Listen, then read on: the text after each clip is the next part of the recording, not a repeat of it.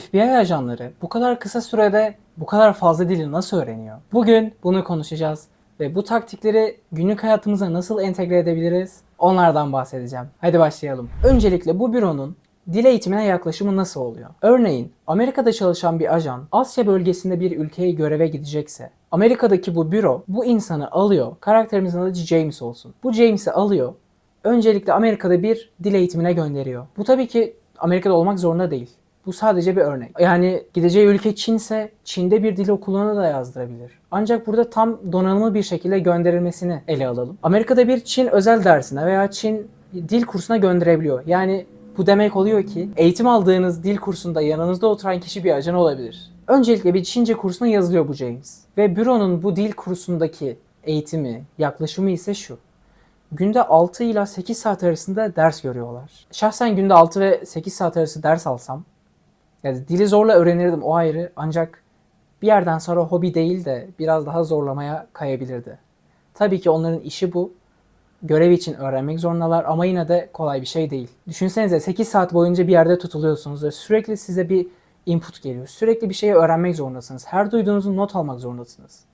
Size bir şey dayatılıyor aslında. Ama bunu ülkeniz için yaptığınızdan dolayı size bir vakit kaybı veya acı olarak gelmiyor tabii ki. Evet, günde 6 ila 8 saat arasında eğitim gördüklerini söyledik. Bunların kullandığı bir diğer yöntemse daldırma yöntemi. Yani sizi dilin içinde boğuyorlar, öyle söyleyeyim. Çince öğrenme merkezine gittiği için bu kişi, James. Orada sadece Çince konuşuluyor. Eğitim tamamlanana kadar sadece Çince. Hani arada farklı dil konuşalım, şunu yapalım. Hayır. Sadece o dilin içinde kalıyorsunuz ve yüzme bilmeyen birini havuza attığınızı düşünün. Tam olarak öyle işliyor süreç. Bu kuralda artık dile sürekli adapte olmayı, hızlı bir şekilde dinlemeyi ve cevap vermeyi geliştirmeyi, bu becerilerinizi ilerletmenize yardımcı oluyor. O yüzden eğitim boyunca asla başka bir dil kullanılmıyor. Ve ajanları bizim dil öğrenimimizden ayıran nokta geliyor. İşte burada kullandıkları bu teknik senaryo tabanlı eğitim. Yani gerçekçi senaryolar üzerinden eğitim alıyorlar. Peki ya bu ne demek? Bu şu demek. Gerçekten birisi birisini vurmuş diyelim. Yaralamış. Bunun sorgusunu Çince yapacak düzeye gelmek zorunda. Çincesi o kadar iyi olmalı ki hani ben şunu anlamadım, tekrar eder misin dememeli. Sorgu esnasında o kişi belki ağlayarak, bağırarak, bir şekilde dilinden uzaklaşarak farklı duygular içerisinde konuşacak o dili. Ve bunu anlaması lazım. Burada olay sadece Çinceyi bilmek değil, stres, sıkıntı anında bu dilin yani farklı varyasyonlarını, ağzımdan işte şu kelime şöyle çıktı gibi kısımlarını hiç sıkıntısız şekilde anlamak. Yani o an bizi artık yaralayan kişi bize savunma yaparken ağlayıp bir de üstüne bağırarak konuştuğu zaman biz ona yavaş konuşur musun dememeliyiz. Olay aslında bu. O yüzden buradaki amaçsa stres ve sıkıntı anında işin içine duygular girdiği zaman artık dilden biraz daha uzaklaşıp olay çözmeye girdiğimiz zaman karşımızdaki kişiyi ikinci bir tekrar istemeden anlamak. Peki ya eğitimlerde kullanılan metotlar neler? 1. Shadowing tekniği. Bunun önceki videolarımda da bahsetmiştim. Yeni bir dil öğrenirken en etkili yöntemlerden biri. Bu yöntem konuşan kişiyi birebir kopyalamak, ne dediyse aynısını söylemek anlamına geliyor. Yani bir nevi gölgelemek, shadowing. Bu da az önceki şeye aslında biraz benzer. Çok ani konuşmalarda artık daha önce aldığımız inputlar sayesinde, daha önce o soruya, o kalıba verilen cevapları hatırlayarak ani bir konuşma refleksi geliştirmek gibi. İkinci madde. Kelimeyi oturup ezberletmiyorlar o kişilere.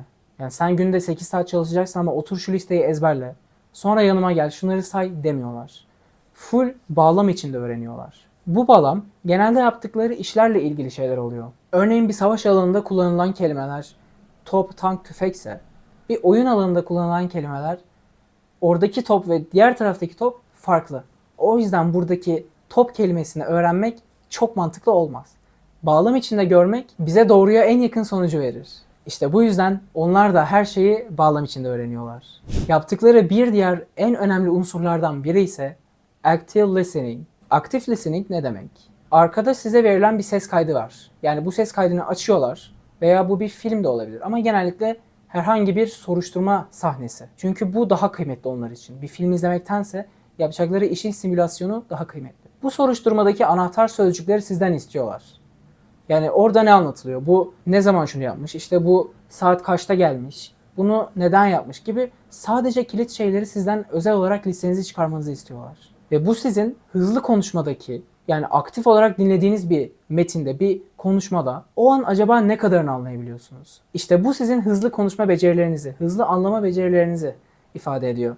Bir yandan da yazacağınız için, anahtar sözcükleri kenara not alacağınız için aslında beyniniz aynı anda iki iş yapabiliyor mu? Onu test eden bir çalışma. Ve en çok yapılan, ki onların mesleği için de en uygun yöntem gerçek simülasyonlar. Artık belli bir seviyeye geldikten sonra, belli bir eğitim aldıktan sonra sizi gerçek bir simülasyona sokuyorlar. Ve burada karşınızdaki kişiye bir soruşturma yapmanız gerekiyor. Acaba o bu olayı yaptı mı? Ya da bunu neden yaptı gibi gerçek hayatta ne olup bitiyorsa size onun simülasyonunu yapıyorlar. Ve buradaki hedef ise görüldüğü üzere o kişi bizim ajanımız Çin'e gittiği zaman, eline biri geçtiği zaman, bir esir aldığı zaman bu kişiye nasıl soruşturma yapılabilir? Onun bizzat denemesini yapıyorlar. Ve bence bu dil öğrenimindeki, bunların özel dil öğrenim metotlarındaki en mantıklı şey ise bu. En azından benim için öyle. Yaptıkları işi birebir olarak test etme imkanları var. Karşısına birini getiriyorlar. Bağırırken, ağlarken, sinirliyken, uykuluyken, bu farklı duygu durumları içerisindeyken konuşmalarını native speaker olmayan, ana dili konuşucusu olmayan birine anlatmasını istiyorlar.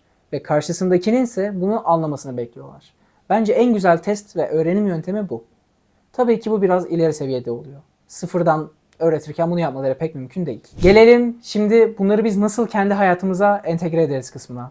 Başta anlattıklarımı entegre etmek kolay. Shadowing tekniği dedik.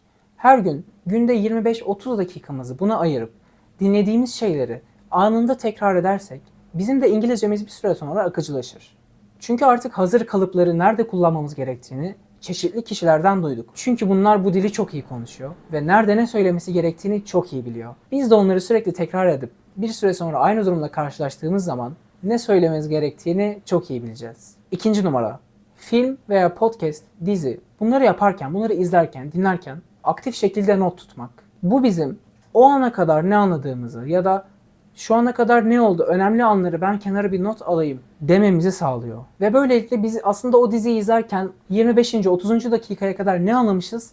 Bizim anlama kapasitemizi, işte dinleme kapasitemizi, ne dinlediğimiz her şeyi anlayabiliyor muyuz, anlayamıyor muyuz? Bunu ölçen bir şey. Bence bu biraz vakit kaybettiren ancak gayet iyi bir şey. Aktif dinlemeyi böyle entegre edebiliriz kendi hayatımıza. Dürüst olmak gerekirse ben daha önce hiç bunu yapmadım. Yani bir şeyler izlerken not almadım. Şuraya kadar şunu anladım, şu oldu diye. Ama bunu yapmak isteyenler de kendisini canlı olarak bir sanki çevirmen gibi anladığı şeylerden kısa notlar çıkararak kendi yabancı dil becerilerini geliştirebilir. Üçüncü olarak dil partneri edinip günlük olarak konuşmak. Bu bizim aslında oradaki immersion, yani maruz kalma, dile daldırma kısmımızı kendimize uyarlanmış hali. Hani tabii ki de eğer aynı yerde yaşamıyorsak 7/24 konuşamayız. Ancak en azından işten, okuldan döndüğümüzde onunla bir yarım saat 40 dakika WhatsApp'tan, Instagram'dan konuşabiliriz. Ve böylelikle yaptığımız hataları belki her gün konuşarak artık sıfıra indireceğiz. Akıcılığımızı sıfırdan 100'e çıkaracağız. Ve böylelikle günlük olarak konuştuğumuz biri sayesinde belki yarım saatimizi ayırdık, evet. Ama artık yabancı dilde ben daha akıcıyım, daha özgüvenliyim. Çünkü oradan biriyle konuşuyorum. Ve benim güvenim kimse yıkamaz moduna giriyorum. Ve bu şekilde de yabancı dilde hiç çekinmeden akıcı bir şekilde konuşabiliyorum. Ve son olarak onlar nasıl soruşturma simülasyonu yapıp kendi hayatlarındaki olan biteni bizzat deneyimliyorsa biz de aynısını yapabiliriz. Nasıl mı? Ben okula gidiyorum. Yani benim günlük hayatımın %80'i okul. Çünkü okula gidiyorum, eve geliyorum, ders çalışıyorum, sosyal medya işlerimi yapıyorum. Yani benim hayatım aslında büyük çoğunluğu okula gitmekle meşgul. Ve ben günlük hayatta okula gittiğimde konuştuğum şeyleri varsayalım ki bir yere not ettim. Yani hangi konudan konuştuğum, derste ne gördüm, ne işledim. Bunların hepsini öğrendiğim dilde, hedef dilimde kendi başıma öğrenip konuşabiliyorsam o dil benim için tamamdır. Çünkü benim işim şu anlık öğrencilikse okula gitmek.